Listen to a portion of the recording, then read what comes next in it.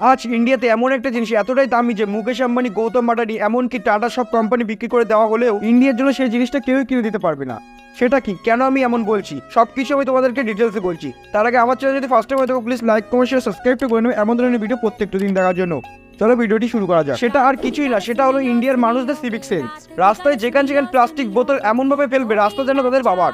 আবার পরে নির্লজ্জের মতন ইন্ডিয়ার সাথে তাদের জাপানের রাস্তার কম্পেয়ার করবে। আরে আউট অফ কন্ট্রোল তো তখন হয়ে যায় যখন তাদের সামনে ডাস্টবিন থাকা সত্ত্বেও এদিকে ওদিকে নোংরা ফেলে চলে যায়। আবার ভুল করে তুমি যখন ট্রাফিকে পড়ে যাবে, ফরেন বাজাতে বাজাতে তোমার মেজাজটা পুরো বিগড়ে দেবে। সাপের চেয়ে বিষাক্ত এদের থুক।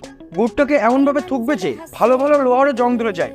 এক্সাম্পল কলকাতার হাওড়া ব্রিজ। আবার তুমি যদি এদের কিছু বলো, এরা এমন ভাবে হাসবে যে এদের জন্য কোনো পুরস্কার দেওয়া হয়েছে। আচ্ছা তোমরা বলো, ইন্ডিয়ায় আমরা তো নদীকে মা মনে করি, তাই না?